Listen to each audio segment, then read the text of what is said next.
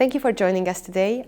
Earlier, Christian Kolcsár has filled us in about the Hungarian Olympics Committee's relationship with Fair Play Committee, but I would like to know about your take on International Olympic Committee's work with Fair Play Committee. First of all, I remember it was 30 years ago when I became president of the Hungarian Olympic Committee. My first arrangement was to make a logo and a motto in connection with fair play. We said, fair play is the only way. My friend Jenő Kamuti remembers well, because he was at that time already member of the executive board. Fair play is the only way, and the national color, red, white and green, with an arrow, that this is the only way, the fair play. And I established a working committee, among others, of course, because we need Athletes Commission, Finance Commission, Ethics Commission, whatever. But it was one of the first, had to be established, the Fair Play Committee. As an athlete, I realized that how important is to fight well and fairly.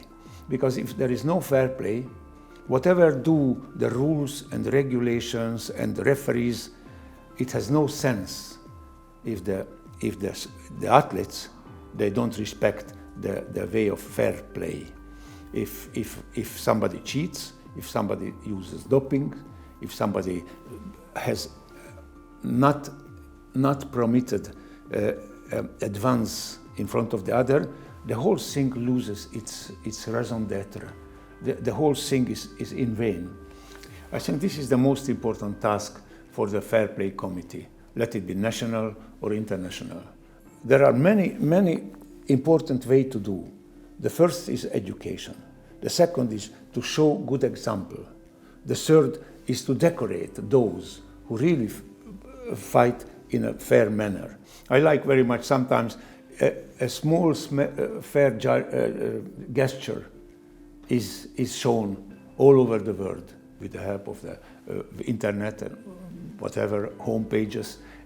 Small gesture here in one of the domestic table tennis competition go out to the world, and these are real heroes who behave fairly, and I like very much that the world know about them and the world recognize them, and the International Fair Play Association, they even award them.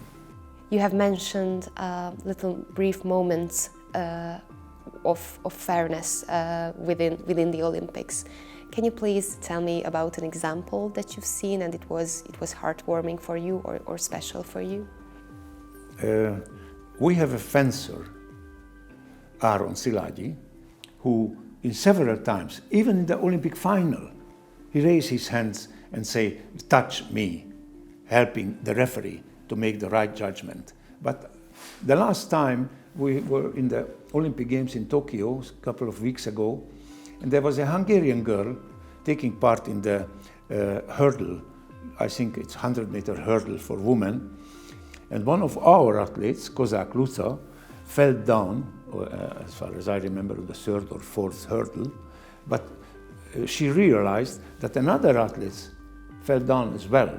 So she stopped, helped her to stand up, and both they continued, they run into the final line together.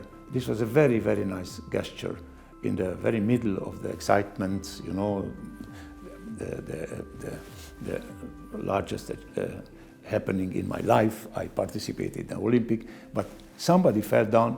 The number one is I have to help. So that was her very nice, fair gesture. Thank you very much for joining us today, and I wish you luck in your work.